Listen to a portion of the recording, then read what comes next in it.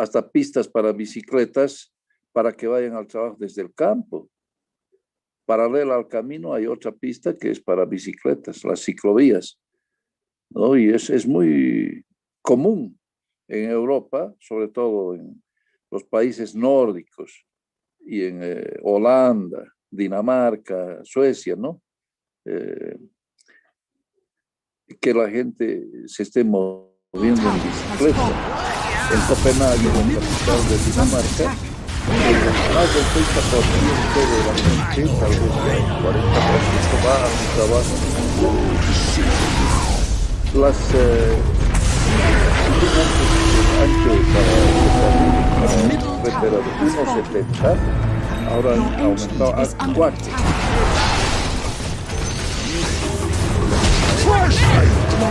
Los semáforos están en función de la tienen más por seguridad, por todo eso, porque, y primero en las intersecciones, en las esquinas, cambia el semáforo, dándole la posibilidad de pasar primero y después va a pasar a los vehículos, porque algunos vehículos pueden girar y si no se fija bien que hay bicicletas puede haber accidentes. Entonces primero se hace bicicletas con la opción de continuar. O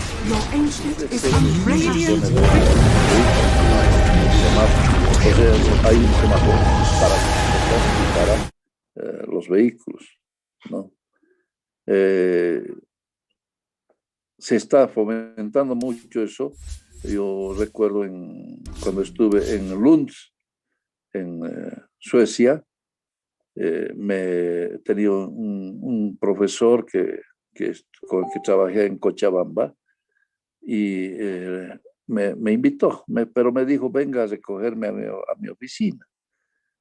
Y para él era fácil porque yo tenía que ir a pie y no era tan cerca su oficina, pero para ellos, como es tan común que la gente se mueva en bicicleta o a pie.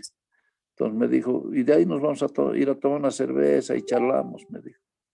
Y bueno, fui a su oficina, lo busqué en la universidad y salimos y agarra su bicicleta, ¿no? Y dice, bueno, vamos a ir caminando.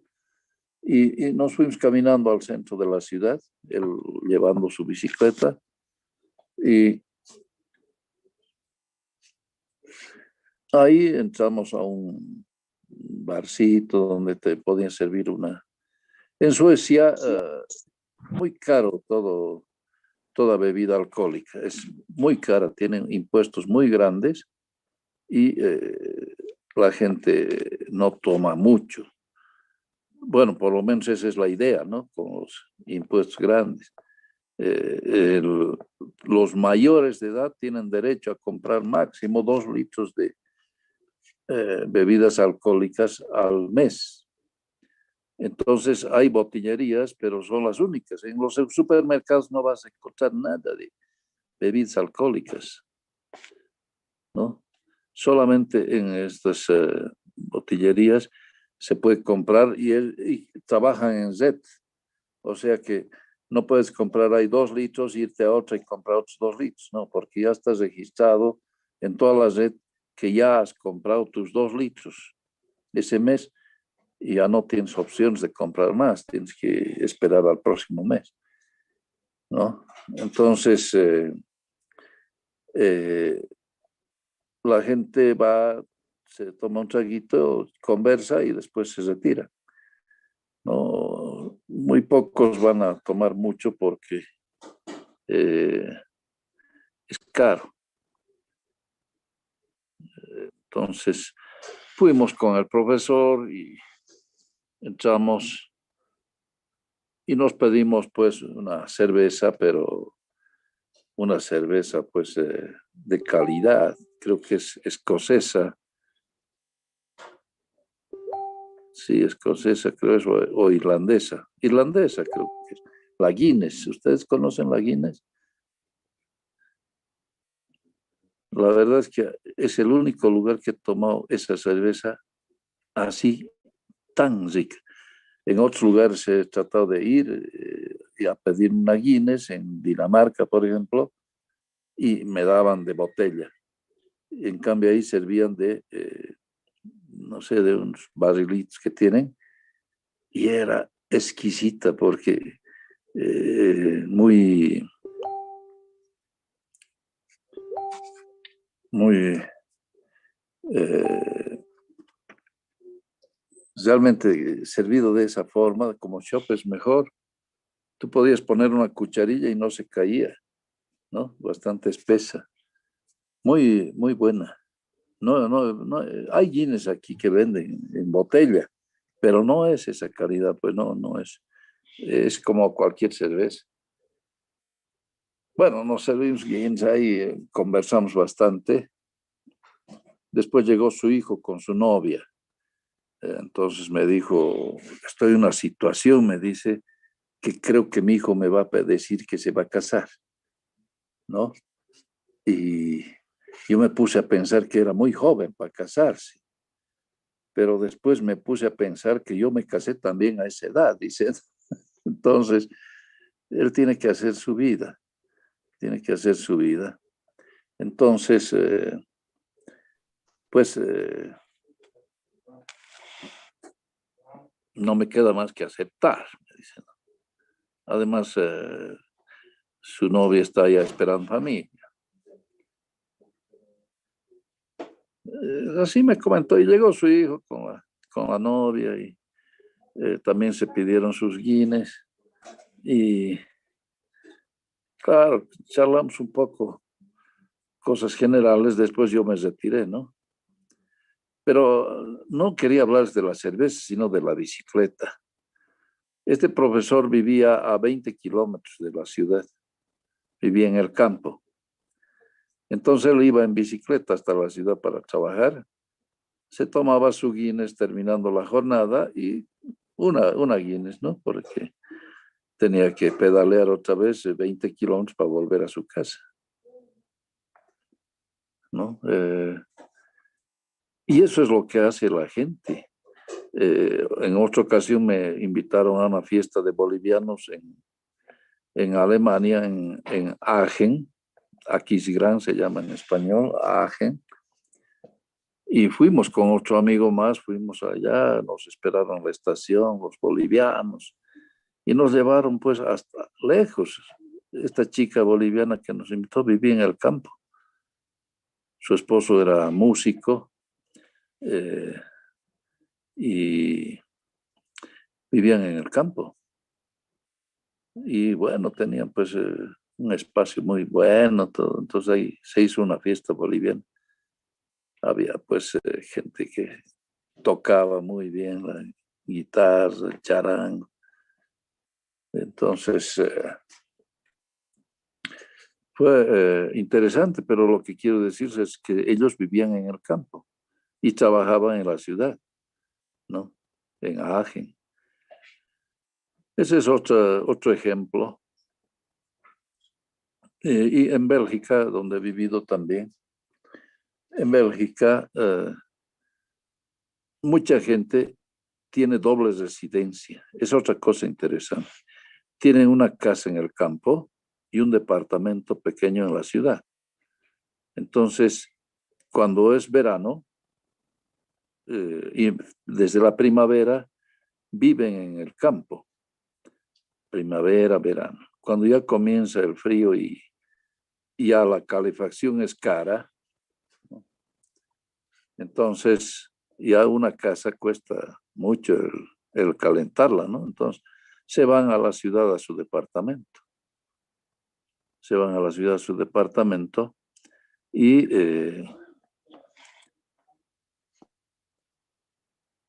entonces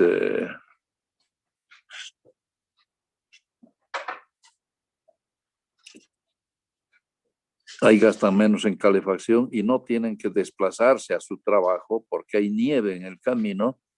Entonces se desplazan en transporte público, que siempre es, o también en su automóvil dentro de la ciudad. En la ciudad no hay, la nieve no dura mucho rato, ¿no? Entonces se van a la ciudad en invierno. Y cuando comienza la primavera ya nuevamente se van al campo.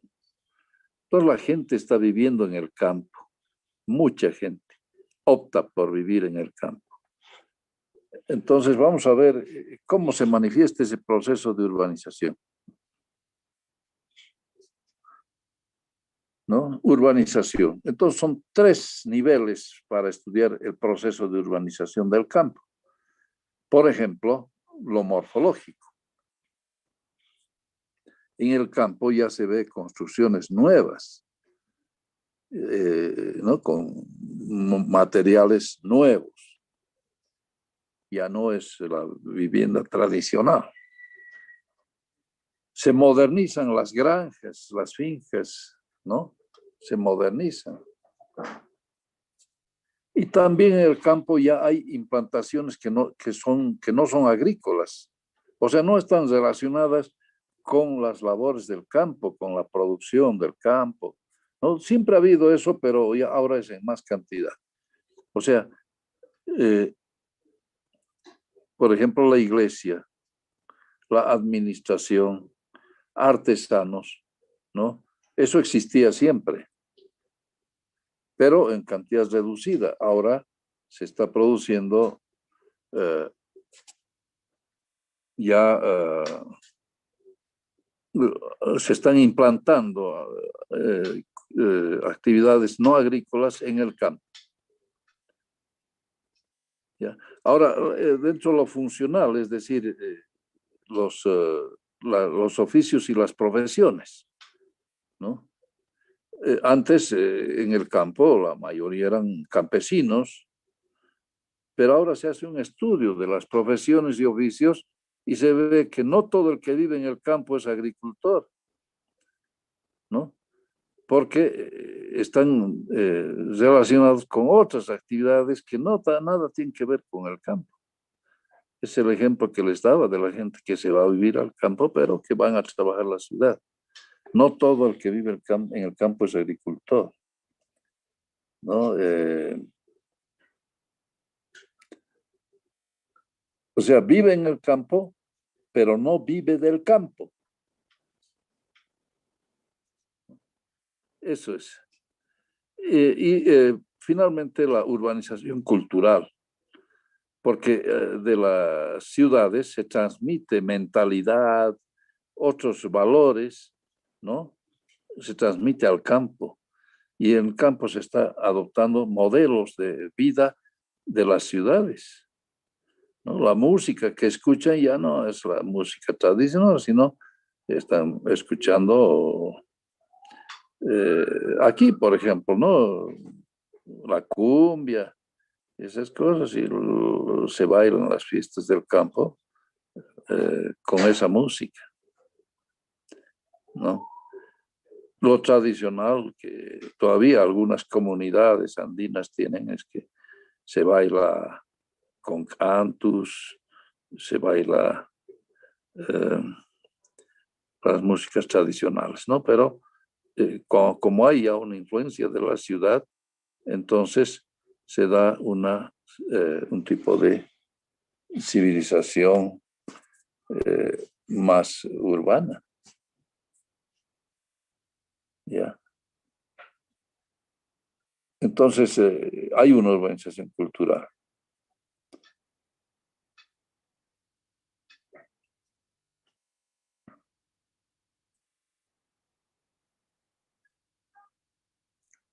Bueno, aquí vamos a ver indicadores urbanísticos, el cuadro de vicios y las profesiones, ¿no? Entonces, si hay más gente que tiene oficios que no tienen que ver con el campo, ese es un indicador de urbanización. Y el nivel de vida, los equipamientos que tiene, ¿no? Ahora, ¿quiénes influencian ese cuadro de vida que hemos dicho aquí, lo morfológico? ¿Quiénes influencian? El agricultor, el silvicultor es el que explota bosques, ¿no? Porque hay ese tipo de situaciones, sobre todo en los países desarrollados, que son bosques ya que no son del lugar, pero sí han logrado conformar un bosque y lo explotan, ¿no? Entonces van rotando para que los árboles crezcan y están utilizando los otros árboles y así sucesivamente. Entonces, eh, el agricultor y el silvicultor se ocupan de la explotación, ¿no? En ese territorio. Viven del campo y viven en el campo. Ahora, ¿hasta dónde son los límites de ese territorio de explotación? O sea, el agricultor está viendo el campo como un espacio para la agricultura. Entonces, no tiene límites, sino los límites serían simplemente que sea apto para la agricultura, ¿no? Entonces, todo terreno apto para la agricultura está dentro de los límites, ¿no? Que el agricultor está bien. Ahora, también el silvicultor, ¿no? ¿Hasta dónde puede? O también el límite puede ser hasta dónde puede ejercer su derecho a explotar, ¿no?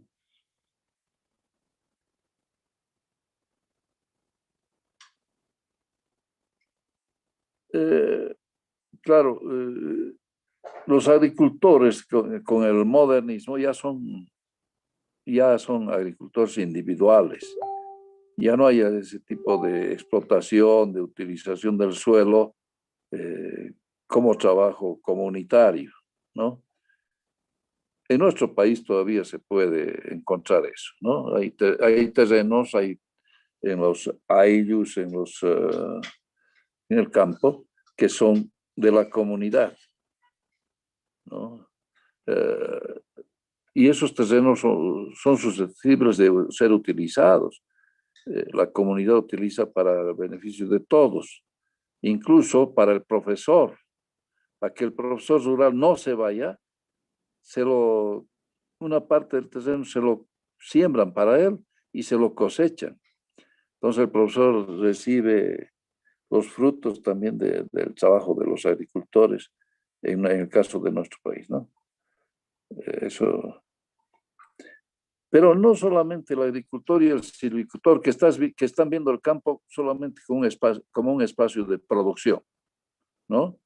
También están los turistas y los defensores del equilibrio biológico. Ellos influencian también el cuadro de vida, ¿no? Les interesa que se mantenga un paisaje, por ejemplo, ¿no?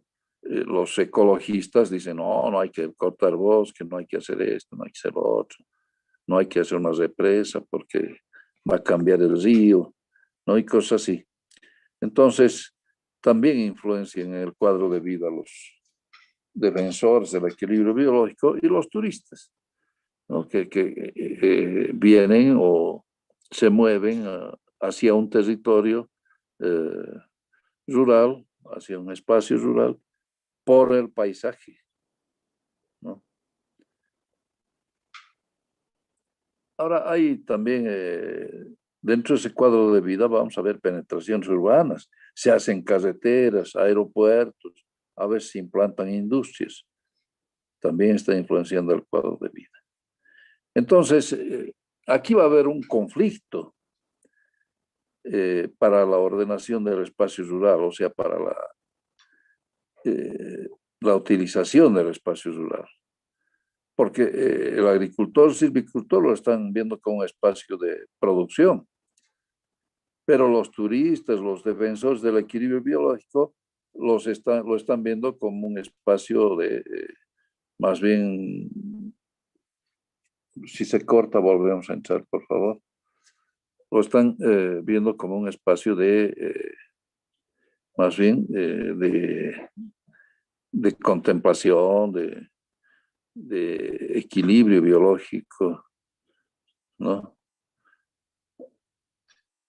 Entonces, los agricultores y silvicultores viven del campo y viven en el campo. Pueden practicar una agricultura tradicional o semimecanizada o altamente tecnificada, ¿no? En realidad les digo eso porque en Bélgica quienes tienen el poder político ahorita son los agricultores del norte, porque ellos han mecanizado su agricultura, entonces está altamente mecanizada y tienen entonces poder económico y por tanto el poder político, ¿no? Ahora, claro, la agricultura puede ser destructiva en el sentido ecológico, va cambiando la- las características físicas del suelo y también las características químicas, ¿no? Por eso es que es necesario abonos para restablecer esos nutrientes que se requiere para la agricultura, ¿no?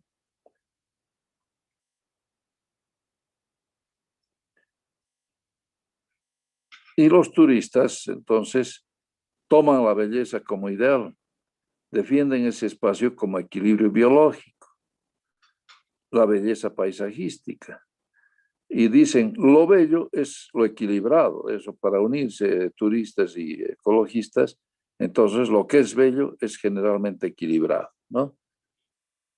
Entonces en eso se basan. Eso es hablando del cuadro de vida, ¿no?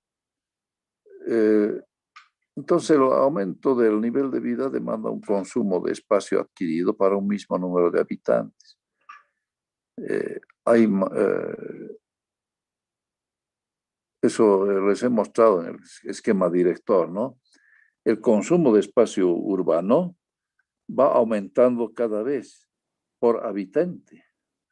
Si antes era 60 metros por habitante, ahora ya son 120 o 200 metros cuadrados por habitante, que la ciudad tiene que proveer.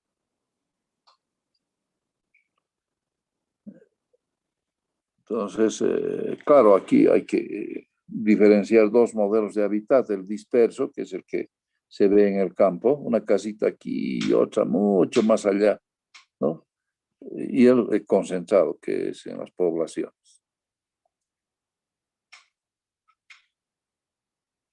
Cuando el hábitat es disperso, se produce un consumo de espacio en mancha de aceite, pero se presenta el problema de falta de núcleos. Como es disperso, no hay núcleos.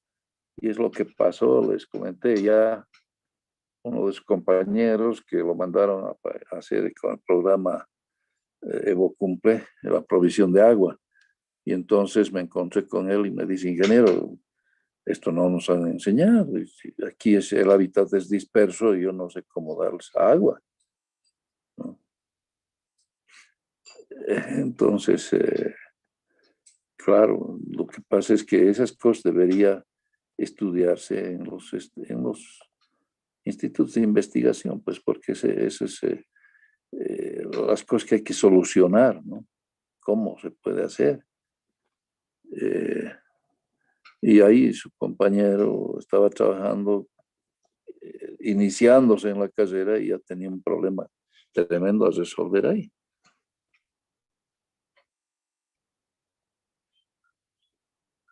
¿no? Bueno, veremos ahora análisis de las estructuras del espacio rural. El espacio rural, entonces, es lo morfológico, estamos hablando del paisaje rural o lo morfológico, y entonces ahí existe lo siguiente, ¿no?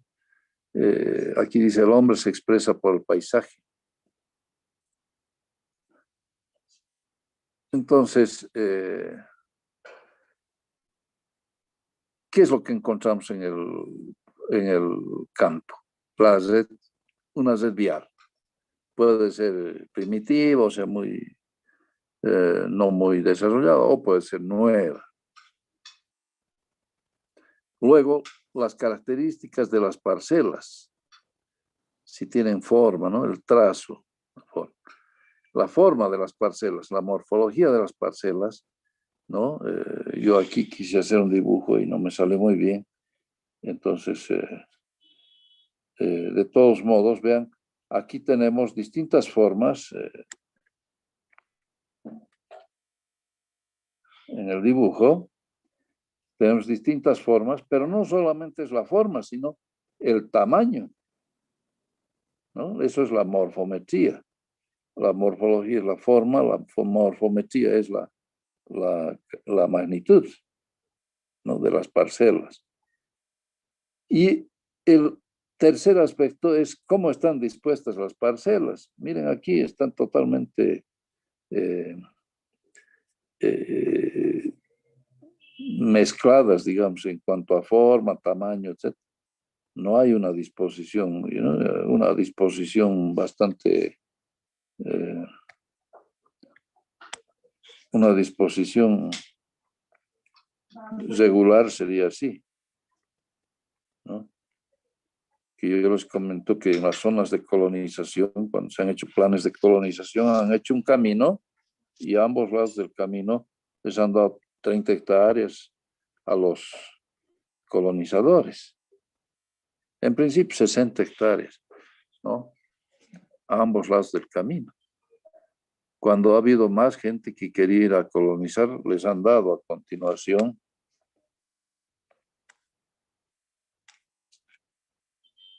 a otros colonizadores aquí para explotar, ¿no? Sus hectáreas, sus 30 hectáreas. Y resulta que, bueno, ha habido un problema eh, porque los beneficiados aquí eran los que estaban al lado del camino y los que estaban detrás de estos otros tenían que sacar sus productos al camino.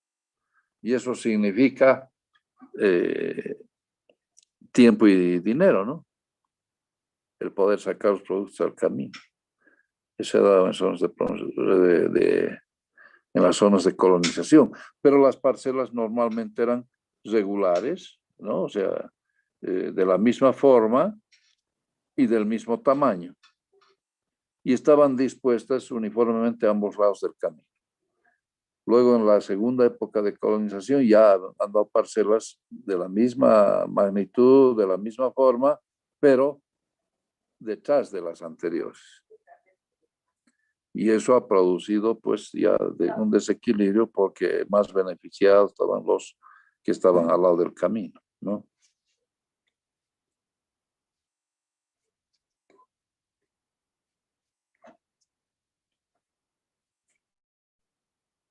Entonces, cuando analizamos las estructuras rurales, es decir, la red vial, el trazo, la forma, el tamaño y la disposición de las parcelas.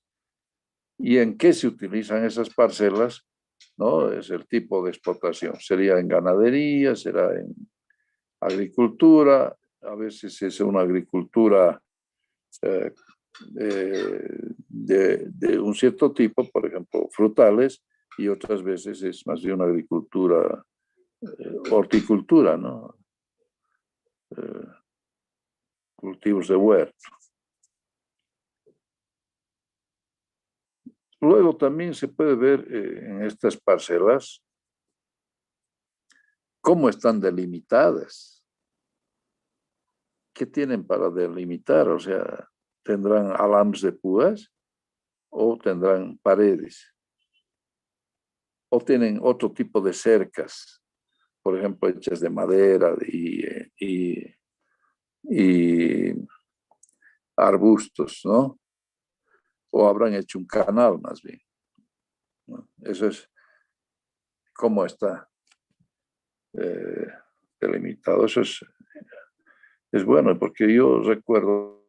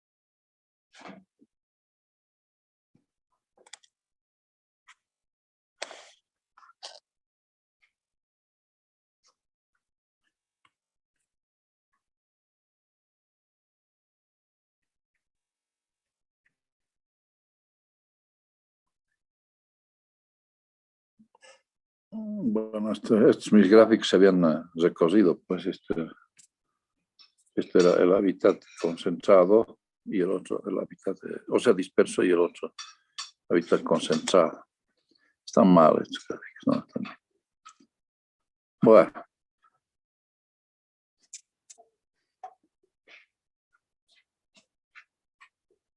Ahora vamos a hablar de las estructuras agrarias, ¿no? Propiamente dichas. Es la relación entre el hombre y la tierra. Y están definidas por los sistemas de producción. ¿Cómo se produce? Hacen rotación de cultivos, cuál es el ritmo de trabajo para extender las cosechas, satisfacer las necesidades familiares. Eso está pasando ahora, ¿no? Como se ha dividido la tierra, a veces solo alcanza para la producción, para el consumo familiar. Ya no se puede llevar a los mercados. Entonces, las necesidades autárquicas, eso es de la comunidad, alimentación, vestimenta, vivienda, mobiliario, etc. A eso lleva el sistema de producción. O permite entrar a la economía de mercado, ¿no? Como os decía, al norte de Bélgica, los agricultores antes eran relegados, pero comenzaron a hacer agroindustria y han tomado el poder económico, porque ahora ellos son los que manejan. Antes los belgas tenían el sur, tenían carbón, entonces han desarrollado la siderurgia, pero las minas de carbón se han terminado. En cambio, los del norte que explotaban la tierra han hecho ya han montado agroindustrias, o sea, aumentan valor, ese es el valor agregado que se dice, ¿no? Tú produces materias primas, ¿no? En la agricultura, pero si le agregas valor con las industrias, entonces vas a tener más beneficios.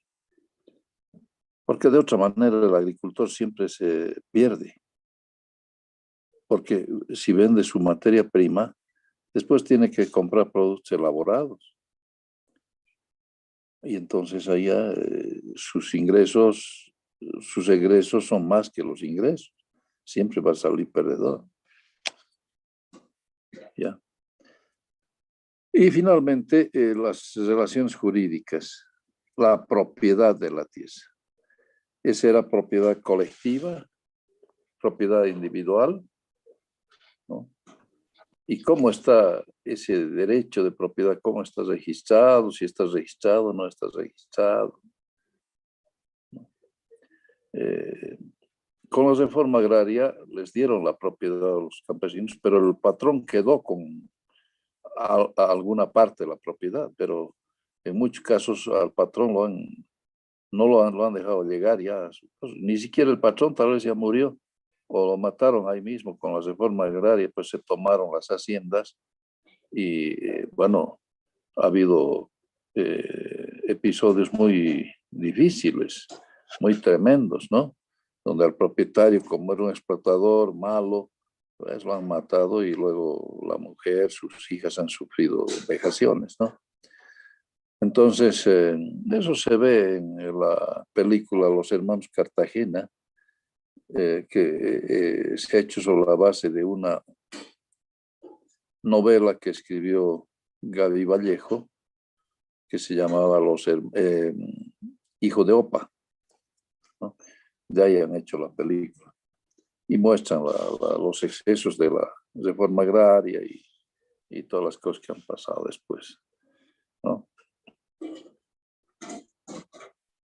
Bueno, se les dio, pero no se ha titulado, pues a mucha gente no se les ha dado los títulos. Hasta ahora sigue ese problema de la tierra porque era de palabra, pero nunca se registró, ¿no? Había una oficina de reforma agraria, justamente así se llamaba, y donde iban a hacer sus trámites los campesinos y los patrones también, porque una parte les correspondía. de la tierra, ¿no? Pero no han logrado, pues, solucionar los problemas. Entonces se creó el INSA con una ley y la forma de funcionamiento. Pero les digo, el INSA solo funciona para los que tienen influencia, ¿no? Es muy difícil. No quieren darle ninguna información, nada. Yo quise sacar mis tíos me pidieron que se los haga un trámite aquí y me han pedido poder, me han mandado poder y después me han dicho que no se puede, ¿no? Porque ellos manejan todo el registro de tierras del país. Entonces están metidos en una serie de irregularidades tremendas. No, yo no pude hacer ningún trámite.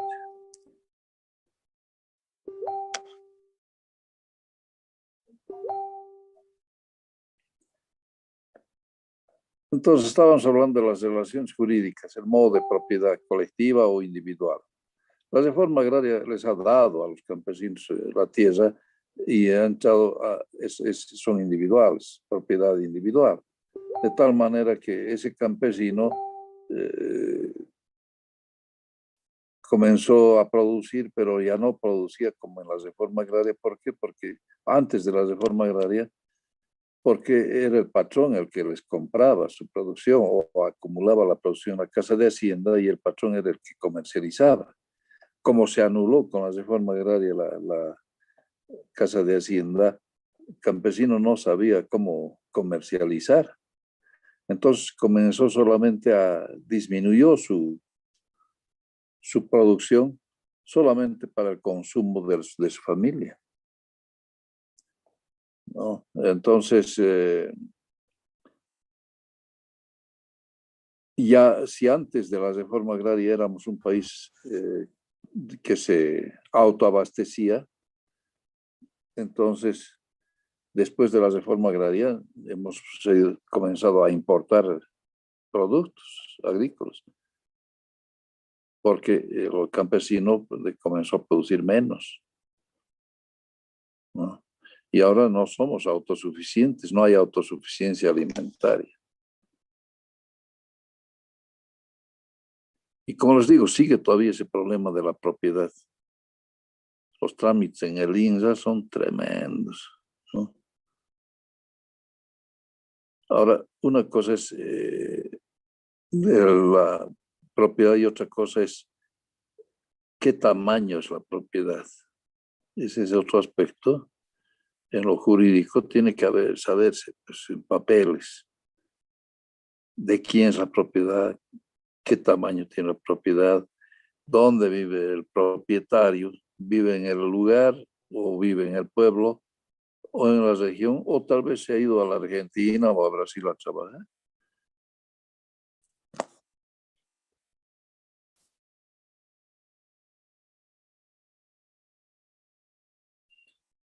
Bueno, no sé si tienen algún comentario sobre esto o si quieren hacer algo más.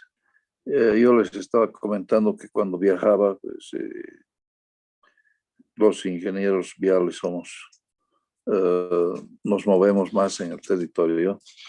Y en el norte Potosí, yo veía los ayllus cómo habían hecho sus limitaciones y entonces eran pircas, o sea, piedra puesta una sobre otra nada más, pero que a más o menos de 1 metro de altura, piedra sobre piedra, así, en seco, ¿no? Y kilómetros de estos muros de piedra sobrepuesta. Incluso el camino. Entonces yo estaba yendo al norte de Potosí, tenía que bajar hacia el Río Grande y el camino cortado porque había esta pirca. Entonces, ¿qué hicimos? Lo volteamos para pasar, hemos pasado, hemos entrado, hemos visto el camino y al volver en la tarde ya estaba otra vez hecha la pirca sobre el camino, ¿no? Estos muros de piedra seca. Entonces tuvimos que otra vez voltearlo para poder salir. es que ellos cuidan los límites increíblemente. Crían, es decir, mantienen sus límites y tienen que tener tenerlos bien delimitados con estas pircas, ¿no? Porque por ahí surgen los problemas entre comunidades y después se agarran en tínculos. Al norte de Potosí, bueno, el tinku tiene varias connotaciones, pero incluso puede ser por la tierra, ¿no? Pero, claro, como les digo, tiene otras connotaciones más, porque eh, es un ritual, finalmente, que tienen, ¿no? Para que la madre tierra produzca, tiene que recibir algún sacrificio, ¿no? Entonces, los tincus llegan pues a que la gente se desangre, ¿no? Son tremendas peleas. Tienen las monteras que son muy duras, con fierro por dentro, pero tienen unos guantes que igual son de fierro, y así entran a pelear, ¿no? Eh,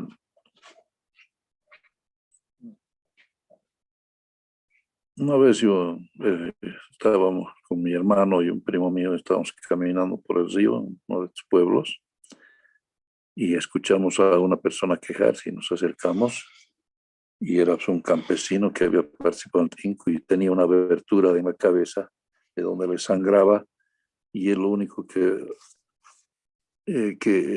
atinó a hacer era agarrar su chulo, su yucho, y con eso tratar de taparse la herida que tenía. Pero él estaba mal, entonces él, yo dije, ¿cómo pues con su yucho va a estar haciéndose la herida? ¿No? Entonces mi pañuelo le di y después lo hemos llevado pues al pueblo y nos dijeron, tiene un cuartito en tal lugar, lo hemos llevado al cuartito y lo hemos puesto ahí, la cama en el suelo era, entonces lo hemos hecho echar ahí y entonces hemos preguntado a la gente si tenía pariente, algo, y dice, sí, sí tiene su esposa, pero su esposa está borracha ahí en la chichería y la han ido a llamar. Y nosotros no veíamos cómo va a hacer parar la sangre ¿no? de la herida. Y sangraba mucho y entonces nos dicen, no, hay que ponerle querosén. Querosén le hemos puesto ahí, nada, pues no, parado. Entonces dijimos, bueno, hay que coserle, es la única forma. Entonces ninguno de nosotros sabía enfermería, pues eso deberían dar primeros auxilios en la facultad. Es importantísimo. Debería ser materia transversal, pero importante. Primeros auxilios, ¿no? ¿Qué hacer en este caso, en este otro caso, etc. Nosotros en ese caso habíamos pensado, bueno, le coseremos. Entonces hemos conseguido aguja e hilo y lo hemos puesto a un frasco donde había alcohol, ¿no? Para esterilizar. Y mi primo dice, yo le voy a coser y bueno, le hemos echado alcohol a sus manos, todo. Y bueno, con mi hermano y yo los dos lo teníamos que sujetar bien porque no había ni anestesia, ¿no? Aunque él estaba medio borracho, así que eh, tal vez eso, pero era un hombre bien fuerte. Así que cuando aparece una señorita, aparece y dice, ella es enfermera. Y le preguntamos, nos dice, estoy en primer año para auxiliar de enfermería. No sé cuánto tiempo tomará para ser auxiliar de enfermería, tal vez un año nomás. Yo le puedo coser, dice, bueno, pues, entonces ella le ha cosido y nosotros lo hemos agarrado pues, al señor bien. Y era fuerte, casi a los tres que le estábamos agarrando, casi nos levantaba. Pero la señorita creo que tenía nada más que conocimiento, buena voluntad, porque le ha hecho una posa en el hilo y le ha metido por dentro, ¿no? Medio raros. Y bueno, pero le ha cosido.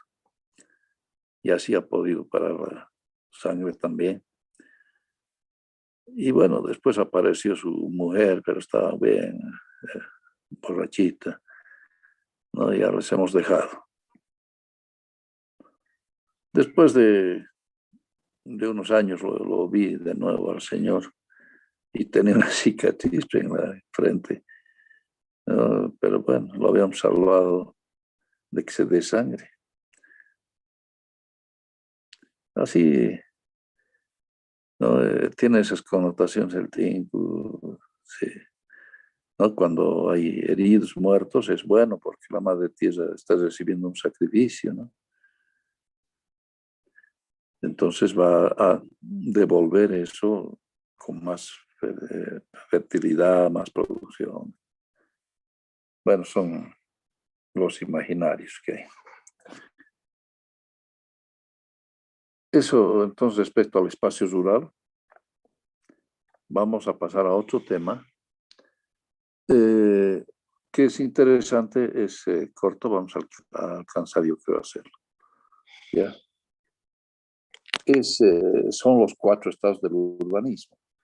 Estos temas están complementando los temas que hemos visto en la segunda parte, ¿no? Que eran más relacionados a nuestro país, a nuestra situación, en realidad a países subdesarrollados. Y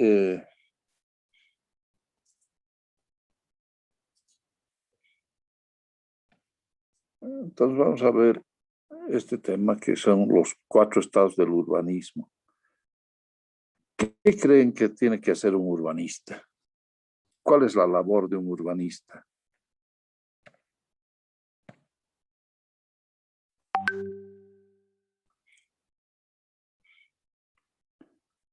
Nadie dice nada. ¿Cuál es la labor de un urbanista? Han puesto sus nombres en la lista, ¿no? Van a poner comenzando su apellido. ¿Quién me ha de enviar la lista? Yo la voy a enviar, Inge. Ya, gracias.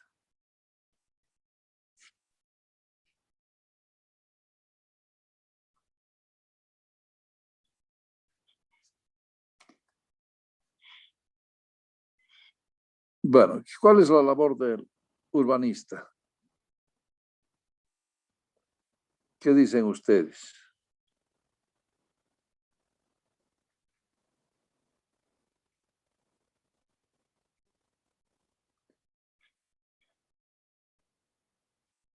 Porque los ingenieros civiles también pueden ser urbanistas, no solamente los arquitectos. El urbanismo implica una participación multidisciplinaria. Los geógrafos, los economistas, todos ellos participan en lo que es el urbanismo.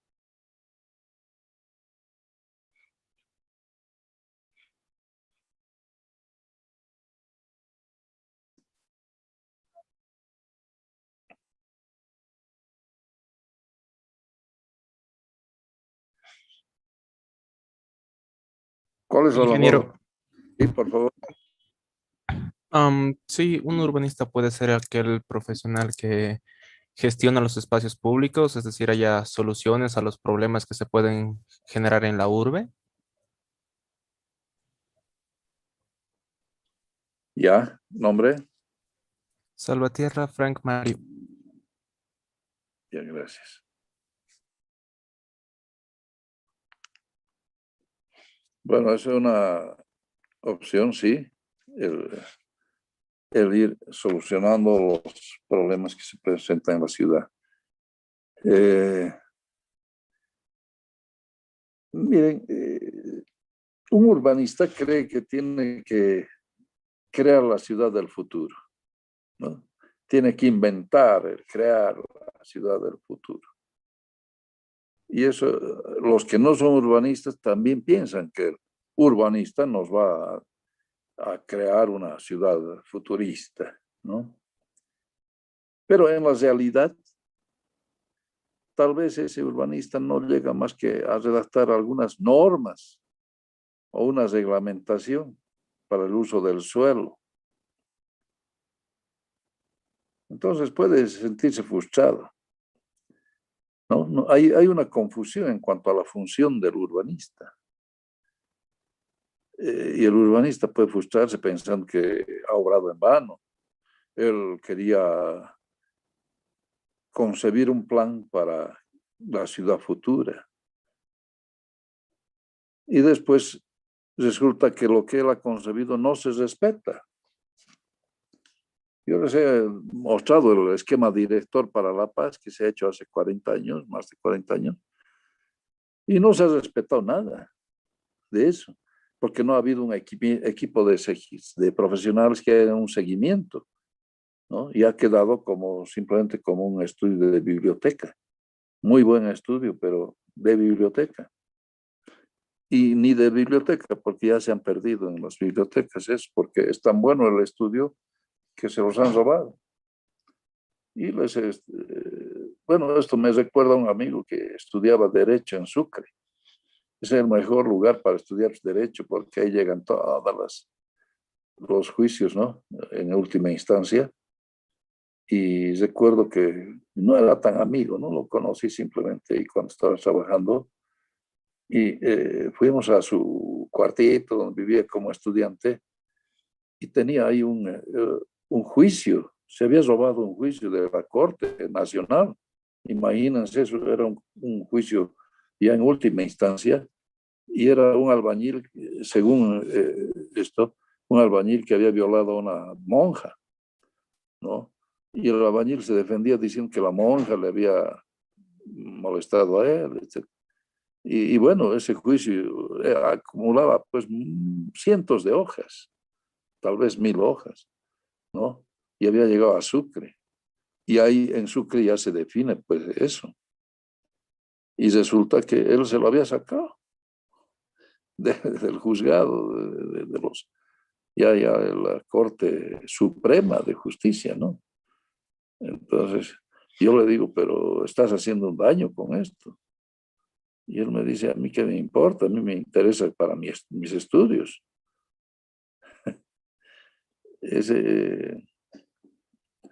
Entonces, a veces las cosas sí se pierden, ¿no?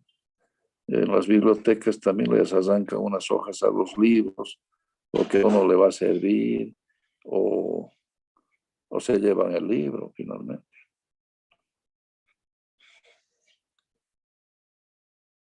Más bien que ahora ya hay bibliotecas virtuales y uno puede acceder gratuitamente a muchas de esas bibliotecas y obtener información. Bueno, entonces, resulta que el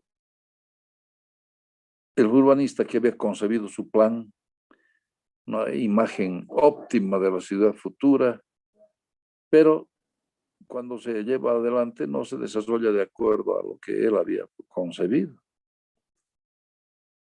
Y entonces no hay una frustración, ¿no?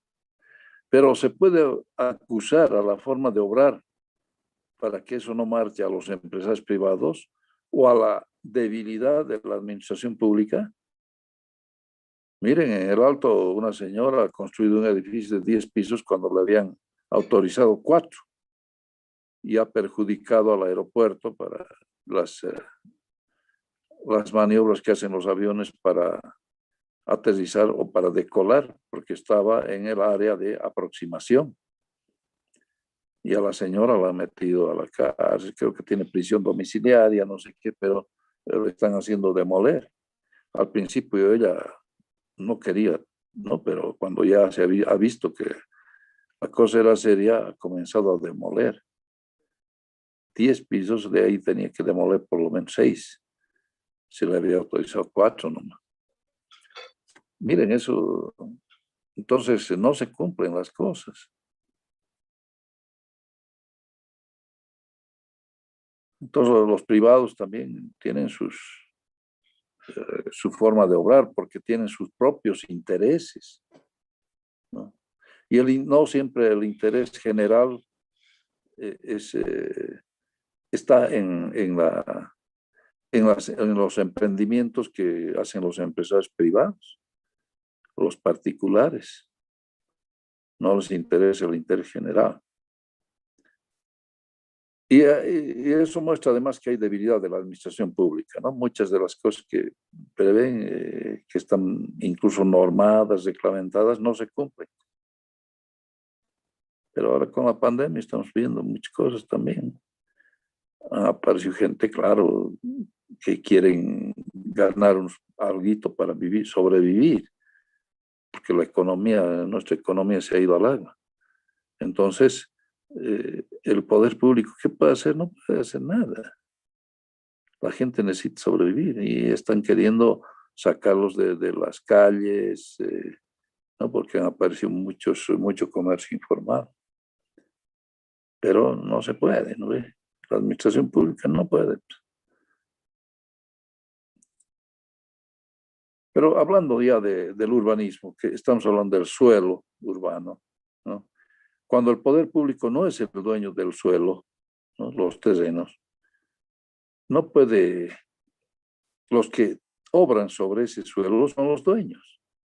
Pero el suelo urbano está repartido entre múltiples dueños, muchísimos, y cada uno obra de acuerdo a su propio interés, ¿no?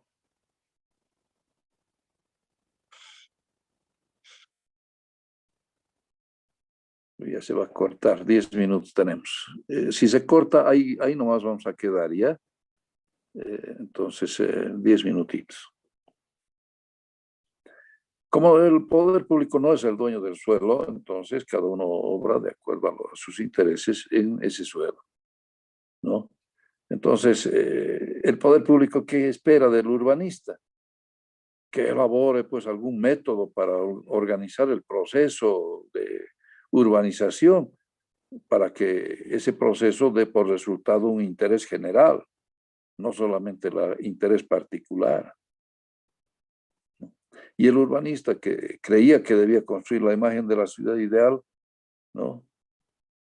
Y que ese plan no había más que realizarlo, entonces resulta que se frustra porque no se cumple. Para entender esto, tenemos que ver en qué nos movemos. Y para eso vamos a ver los 4 estados del urbanismo. ¿Ya? El malentendido, entonces, se puede aclarar con la condición de definir el sistema de ordenación del espacio en el que se opera. En una óptica simplemente didáctica, puede ser interesante distinguir 4 estados del urbanismo correspondientes a 4 modos de urbanización. Entonces, primero vamos a ver el estado inicial, el estado cero, urbanización espontánea. Y hemos visto eso, que hay una ausencia de todo urbanismo, ¿no? Porque cada uno obra de acuerdo a su interés y listo, en los barrios, en los asentamientos espontáneos. Entonces, no hay urbanismo, ahí no ha habido planificación urbana, ¿no? En el otro extremo, el estado 3, está el urbanismo total. Eso se da en estados donde el Estado es dueño del suelo, ¿no? En los países socialistas puede ser eso. El Estado es dueño del suelo, entonces es el sueño de todo urbanista hacer su plan y que se cumpla. Pero también se da en países capitalistas, cuando hay un grupo empresarial muy grande que es propietario del suelo, y entonces se puede hacer a voluntad de ellos el plan que sea elaborado por el urbanista se va a llevar adelante, ¿no? Eso ha pasado en Brasil con Brasilia, ¿no? Ha habido la voluntad de hacerlo, se ha dispuesto de los suelos y se ha hecho lo que el urbanista ha pensado, se ha hecho realidad. Se ha construido Brasilia como una ciudad nueva, con una localización mejor, digamos, frente a lo que era Río de Janeiro o Sao Paulo, porque había la disputa entre cariocas y paulistas, ¿no? Por tener una preponderancia. Finalmente ha hecho Brasil. Entonces, eso es el otro extremo, el urbanismo total, donde el plan sí se realiza, ¿no? Entonces, en el estado cero inicial no hay urbanismo, es urbanización espontánea, y en el otro extremo está urbanismo total. Pero nosotros no estamos en ninguno de los dos. Bueno, eventualmente en la primera estaríamos, pero no todo es asentamiento espontáneo. Entonces, vamos a ver los dos estados que son intermedios. El urbanismo puramente liberal. Este urbanismo puramente liberal se dio hasta antes de la Segunda Guerra Mundial, ¿no?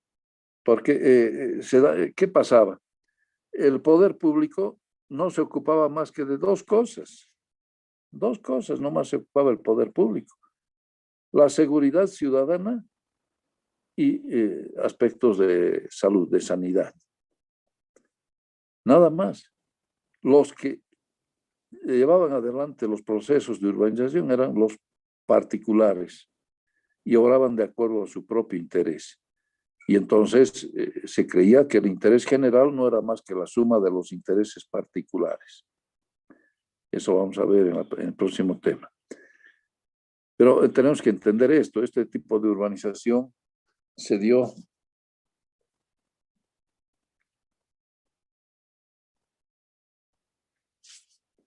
entonces ya en la época del Renacimiento, ¿no? A partir de ahí es un urbanismo puramente liberal. Cada uno actúa de acuerdo a su propio interés. El poder público solo se ocupa de dar normas de higiene y de velar por la seguridad ciudadana, ¿no? A partir de eso se hizo algunas reformas en algunas ciudades, velando por la seguridad ciudadana. En París, por ejemplo, se hicieron avenidas anchas y rectas para evitar las emboscadas, ¿no? que podían darse en lo que era la ciudad antigua, donde vivía la gente de menos recursos, los más pobres vivían al centro. Pero era una ciudad laberíntica, ¿no? Con calles estrechas, sinuosas, que, bueno, ahí podía producirse cualquier cosa.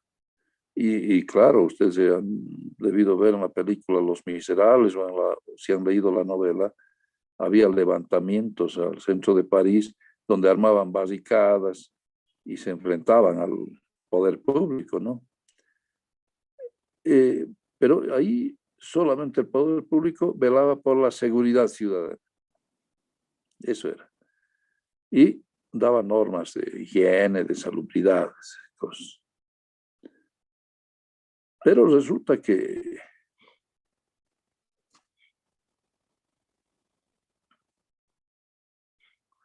eh,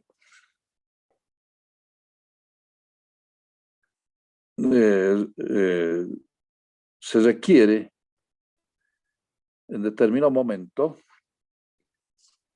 cambiar eso, ¿no? Entonces, después de la Segunda Guerra Mundial, donde los particulares, los privados, no tienen recursos, los grandes empresarios, las grandes empresas tampoco, entonces las realizaciones que se necesitan las tiene que tomar el sector público. Entonces el poder público comienza a intervenir en el proceso de urbanización, ¿no? Entonces, hasta que se pues repongan y se restablezcan esos particulares, ¿no? Que puedan tener recursos para llevar adelante realizaciones. Y eso pasa, ¿no? Entonces, después de la Segunda Guerra Mundial, el periodo de la reconstrucción, entonces incluso se practica un urbanismo total, porque es el poder público el que invierte y entonces puede llevar adelante su plan.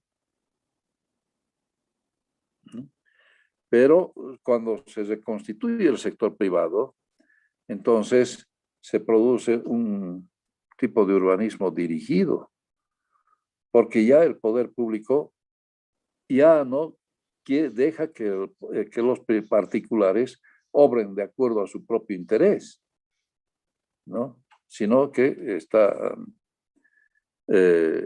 interviene en el proceso de urbanización el poder público. Y eso le llamamos urbanización dirigida.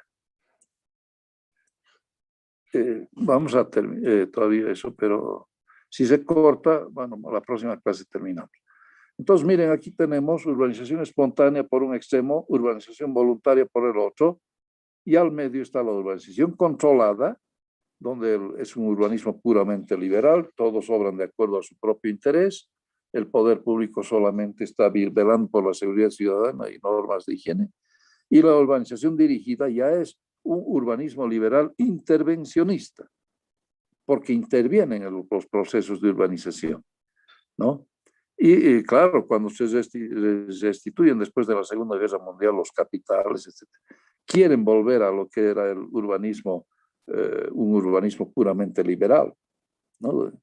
Una urbanización solamente donde el poder público solamente obra en pequeñas cosas, pero ya no les permite. Ya el poder público dice, no, nosotros vamos a intervenir en el proceso de urbanización, ¿no? Y por eso es que se produce esta urbanización que yo le he llamado dirigida.